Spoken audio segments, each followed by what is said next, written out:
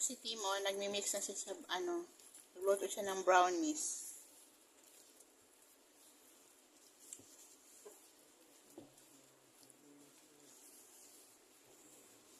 Wait lang Wait lang.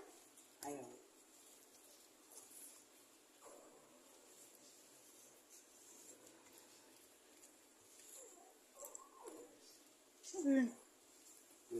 Queen, quiet mo na Queen ha.